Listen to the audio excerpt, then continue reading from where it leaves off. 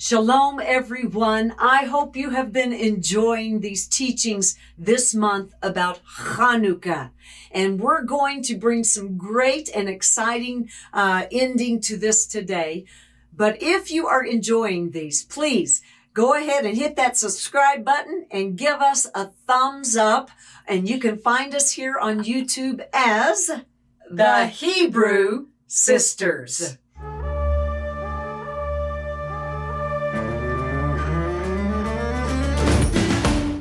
So as we continue today, we finished last week talking about the altar and how they found those precious stones. They cleansed them and gave the story to them that when the Messiah comes, he would know what to do with the stones. And it was very evident when they picked up those stones to try to throw at him that they couldn't even find him because he had disappeared amongst the crowd.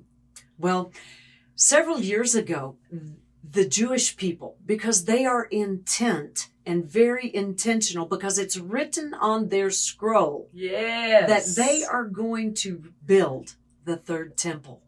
The whole book of Revelation talks about this. There's one specific chapter that is given to this about the measurement that is supposed to take place for the rebuilding of the third temple. There's 8 chapters in the book of Ezekiel about the third temple. So that's a lot. And it's a guarantee. It's happening even in our day. Yeah. And so no matter what our belief systems are, ultimately we have to understand what the Word of God says about the future altar. Several years ago, they went out to the Dead Sea, and with great care and with such sensitivity to what they were doing, they pulled stones from the Dead Sea area to build the future altar. And they have those stones ready to rebuild that altar in the coming days. Now, I know that this probably goes against a lot of believers' thoughts and what they believe for the coming years. And this is understandable. But what we must understand is this. There's a plan for Israel. You see, the word tells us that their eyes have been blinded. In part by Adonai. And if Adonai has his hand over their eyes, then there's coming a day that he'll remove his hand and allow them to see all of Israel be saved. But the fullness of the Gentiles must come in. And then it says all Israel. And I believe when that happens, his hand is removed. And we have to understand the significance of the altar in the days ahead. And this altar is a key in the plan for Israel to come to know the Messiah. Zechariah talks about it, that in that day, and they will look upon the one whom they've pierced. And with weeping and wailing that has never been heard before in Jerusalem will happen on that day. I believe the altar is a key piece of this, that in the days ahead it will need to be erected. They have it ready for this time. And sacrifice will take place. And then, of course, we will see the one called the anti-Messiah to step up and shut the altar down. This is found according to the book of Daniel, chapter 9. And some great things are going to ensue after this particular time. But this is a plan that is mentioned in the Word. And we have yet to see the fulfillment of this, at least in my opinion, my beliefs of this, because it is the plan for Israel to truly see the Messiah. And you know something about the people of Israel? They have been true. Those that worship the one true God, let's clarify that. Those that worship the one true God have held on no matter what happened, no matter how many Holocaust and how much anti-Semitism is in the world. They have stayed true to the one true God. So much joy is coming for all of us when we join together as one in Messiah. Now, let's talk for a moment about what does Hanukkah have to do for believers? Well, the good news is this, that it is recorded in the New Testament. That's right. Mm-hmm. And if Yeshua did it, that means it's something that you and I should consider looking at. In John chapter 10, and I believe it's around verse 10 or 20, John 10, 20 through 22. It was winter and it was the Feast of Dedication, and Yeshua was in the temple. What that means is this. Yeshua lived in Galilee. He visited Jerusalem for the feast days. That Yeshua made a trip all the way, and it was a dangerous trip, from Galilee to Jerusalem to be there on the Feast of Dedication, the Feast of Hanukkah. That gives this feast a lot of credibility. Mm-hmm. It makes it important just because Yeshua celebrated it. Mm-hmm. We know that Christmas was a holiday that Yeshua never celebrated.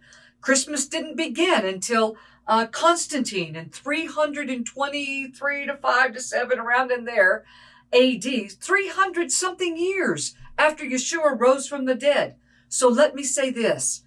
Celebrating Christmas, it's not that it's wrong, but would you be open to consider teaching your family about a feast that the Messiah celebrated, Hanukkah? You don't have to do it like Israelis or Jews do it, but it would be a wonderful thing for all of us to begin to follow Messiah. We are to be made exclusively into his image. Not to a religious image, right, but to his image. And if you would, and listen, it's not an either and or. Don't cancel Christmas for your family that loves Christmas. Don't go into your spouse and say, Christmas is over, we're doing Hanukkah. That might, maybe antioxic epiphanies would show up. You know what I'm saying? Just don't do that. But rather say, I would love for us to reopen the Word of God, to look in the New Testament, to become more conformed to the image of Yeshua and see what is this Hanukkah and what does it mean for us. Mm-hmm. It's not just for the Jews. It's for all who call upon the name of the Lord. Maybe it would be a time for you and your family to rededicate yourself to the Lord, to celebrate the one who is the light of the world in a way that he celebrated it. Hanukkah is a beautiful holiday. Mm-hmm. That's why, by the way, that's where we get the traditions of putting lights up all around our houses and in our windows and things like that. Mm-hmm. It comes from the festival of Hanukkah, the festival of lights. Mm-hmm. So maybe as you're celebrating your holidays, and if you keep Christmas and your children and spouse enjoy that, your family enjoys that, maybe you could begin to understand and incorporate just the story of Hanukkah, just the meaning of Hanukkah, and have maybe an evening of where you gather as a family at the family table and you light a light to remember the one who is the light of the world loved this holiday. Mm-hmm. He made that special trip all the way from Galilee to Jerusalem, which was dangerous because you had to walk the path of the Wadi Kelt, and that was a dangerous path back in those days. And so for him to do that, he was saying that Hanukkah is of great value and great importance. Mm-hmm. We love Hanukkah. Mm-hmm. We love the spirit of Hanukkah. I love knowing that every year that there will be the celebration of the Lord who has redeemed us and who is the light of the world, the light of our lives, and to remind me to so let my light shine before men, that they will see those good works and glorify Adonai, who is in heaven. Glorify the Lord. I love that there's a season of rededication of my life, my purpose to the Lord. And we're adding every year, you and I add a new thing to make Hanukkah even more beautiful and meaningful. What would it be like for the world to truly be conformed exclusively to the image and person of Yeshua as spoken about in the holy Word of God? Well, we've enjoyed this season and this time with you. Long live the Maccabees. But as the Maccabees live, It's not by might. It's not by power. It's by the Spirit of the Lord. And so we pray that this season, the Spirit of the Lord is poured out upon you and your loved ones, that we are coming more and more into oneness with Him as we celebrate the festival of Hanukkah, the feast of dedication.